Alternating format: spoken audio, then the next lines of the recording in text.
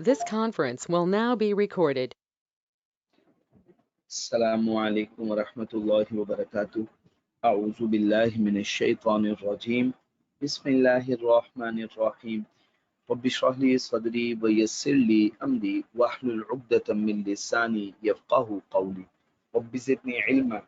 अल्लाहुम्मा अरिनल हक़्क़ हक़्क़न वरज़ुक़ना इत्तिबाअह व अरिनल बातिला बातिलन वरज़ुक़ना इज्तिनाबह। आमीन या रब्बल आलमीन।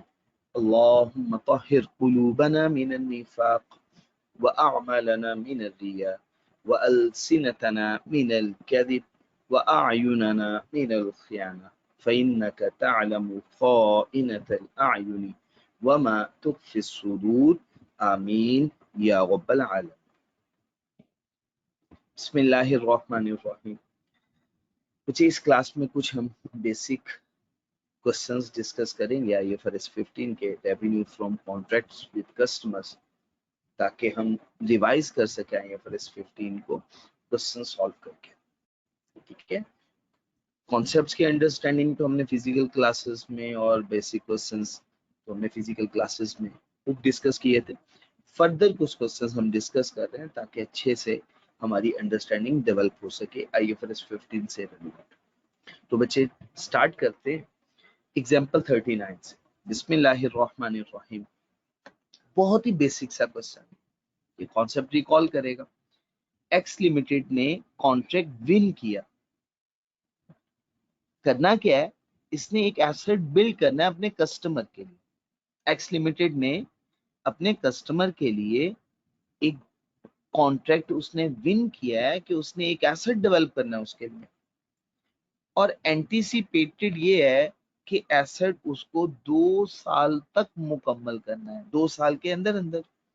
और एसेट को मुकम्मल होते हुए 2 साल तो लग ही जाएंगे।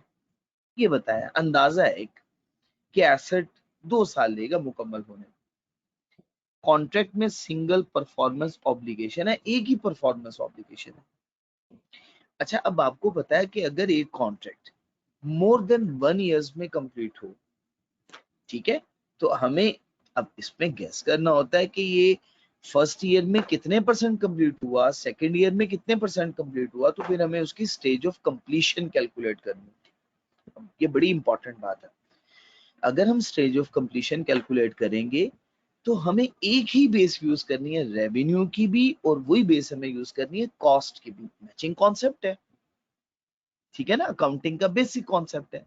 ऐसा ना हो रेवेन्यू को कैलकुलेट करते हुए हम बेस कुछ और यूज करें और कॉस्ट को कैलकुलेट करते हुए बेस कुछ और यूज करें। इन दोनों के लिए बेस सेम होगी, ठीक है ना। ये बात याद रखिएगा, क्योंकि हमने ये पढ़ लिया कि इस कॉन्ट्रैक्ट को, इस एसेट को कंस्ट्रक्ट करने के लिए कम से कम अंदाजा है 2 साल लग जाएंगे। अच्छा, अब नेक्स्ट क्या, progress to completion is measured on an output basis. अब देखिए यहाँ पे मेथड क्या यूज किया जा रहा है, आउटपुट बेसिस यूज की जा रही है।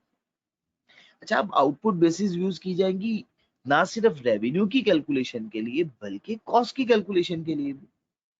एट ईयर एंड 60% प्रोजेक्ट मुकम्मल हो चुका हुआ है। आउटपुट पे बेस करते हुए कैलकुलेशन कर ली कि जी कॉन्ट्रैक्ट कितने परसेंट मुकम्मल हो गया, 60% मुकम्मल हो गया होगा। कॉस्ट कितनी लग चुकी हुई है अभी तक, 10,000 रुपए की कॉस्ट लग चुकी हुई है। एस्टिमेटेड अंदाजा है कि मजीद कॉस्ट 18,000 रुपए की लगेगी और टोटल कॉस्ट होगी 28,000 की। आपसे कहा जा रहा है आप बताइएगा कैसे इस कॉस्ट को रिकॉग्नाइज करें।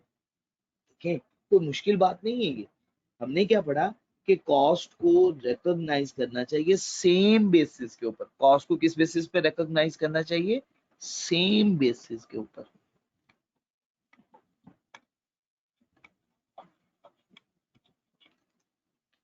कॉस्ट रिकॉग्नाइज होगी ऑन सेम बेसिस।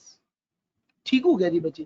तो इसका मतलब है टोटल कॉस्ट 28,000 की है, मल्टीप्लाई करें 60% प्रोजेक्ट मुकम्मल हो चुका, तो जितने परसेंट प्रोजेक्ट मुकम्मल हो चुका हुआ है उतनी परसेंट कॉस्ट हमारी बुक्स ऑफ अकाउंट्स में रिकॉर्ड हो जाएगी। ठीक हो गया। तो बताइएगा 28,000 को अगर हम मल्टीप्लाई करें 60% से तो कितनी कॉस्ट बनती है बच्चे जी, 28,000 मल्टीप्लाई बाय 60%। जी शाबाश, 16,800। Excellent excellent. ये कॉस्ट हम बुक्स ऑफ अकाउंट्स में रिकॉर्ड करें। इन केस अगर एग्जामिनर आपको रेवेन्यू की अमाउंट भी बता देता, जैसा कि इस सवाल में नहीं पता, अगर वो रेवेन्यू की अमाउंट भी बता दे तो हम रेवेन्यू की अमाउंट का भी 60% कैलकुलेट करेंगे और कॉस्ट की अमाउंट का भी, और उसकी बेसिस पे हम कैलकुलेट कर देंगे ड्यूरिंग द पीरियड कितना प्रॉफिट रिकॉर्ड किया जाएगा। ठीक हो गया जी बच्चे, कोई प्रॉब्लम तो नहीं है? चले बच्चे। अच्छा बच्चे, अब क्वेश्चन 40 डिस्कस करते हैं। बिस्मिल्लाहिर्रहमानिर्रहीम। ठीक है जी बच्चे, क्वेश्चन नंबर 40, एग्जांपल 40। यकम जनवरी 20x8, X Limited enter into a contract to transfer product A and product B।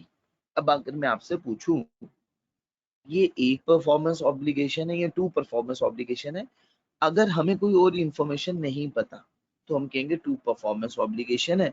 First one transfer of good A and second one transfer of good B.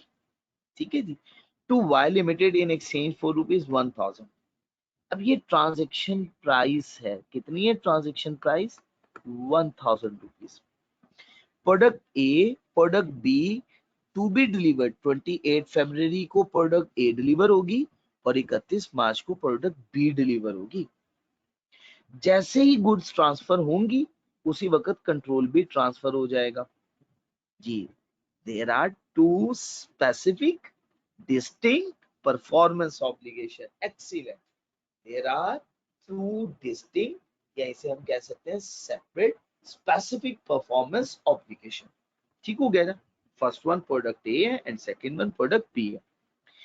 Promise ये है कि transfer की जाएगी product A और B as a separate performance obligation. 400 allocate किया गया है product ए के लिए और 600 एलोकेट किया गया है प्रोडक्ट बी के लिए। Allocated transaction price among performance obligation, वो भी एग्जामिनर ने हमें खुद बता दी इस question. X limited has unconditional right. अगर राइट अनकंडीशनल हो, जैसे ही गुड्स ट्रांसफर होंगी उसी वक्त रिसीवेबल भी रिकॉर्ड हो जाएगा, पेमेंट ड्यू हो जाएगी। ठीक हो गया ना बच्चे? क्योंकि ये अनकंडीशनल है, इसके लिए कंडीशन नहीं है कि प्रोडक्ट ए डिलीवर होगी, जैसे ही प्रोडक्ट ए डिलीवर हो जाएगी हम रिसीवेबल रिकॉर्ड कर देंगे, क्योंकि अनकंडीशनल राइट है। ठीक है ना? पेमेंट का on delivery of each product. First one situation ये है।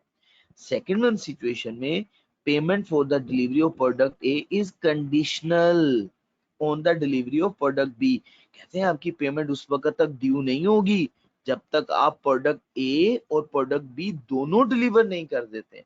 दैट मींस कि अगर अनकंडीशन हो, कंडीशन जब तक खत्म ना हो जाए तब तक हम रिसीवेबल रिकॉर्ड नहीं करते, तब तक हम क्या रिकॉर्ड करते हैं? रिकॉल करें, हमने बहुत डिटेल डिस्कस किया हुआ है। शाबाश शाबाश। हम उसे कॉन्ट्रैक्ट एसेट रिकॉर्ड करते हैं। क्या रिकॉर्ड करते हैं? Contract asset.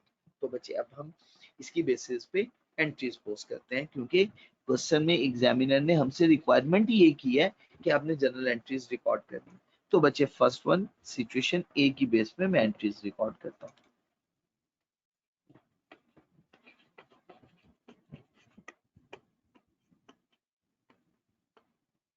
सिचुएशन ए। ठीक हो गया जी बच्चे? तो बच्चे डेट थी 28 फरवरी 28 फरवरी मेंशन की 20x8। ठीक हो गया जी बच्चे? जैसे ही प्रोडक्ट ए डिलीवर होगी, अनकंडीशन है ना, कंडीशन है ही कोई नहीं, तो इसके लिए हम रिकॉर्ड करेंगे रिसीवेबल। शाबाश। जैसे ही डिलीवर होंगी गुड्स पेमेंट ड्यू हो जाएगी, रिसीवेबल डेबिट। और क्रेडिट किसे करेंगे बच्चे? रेवेन्यू।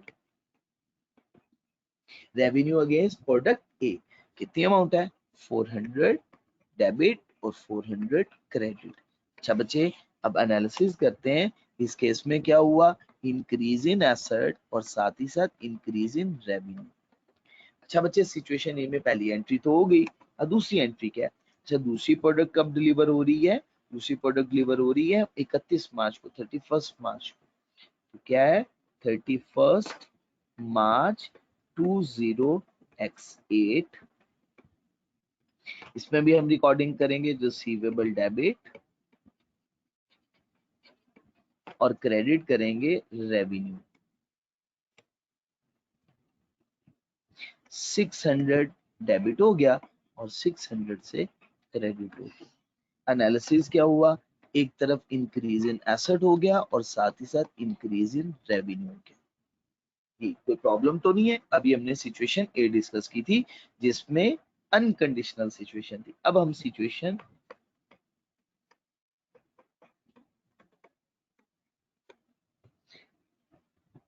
बी डिस्कस करते हैं, या सेकंड वन सिचुएशन डिस्कस करते हैं। जस्ट 1 मिनट, क्या हो गया,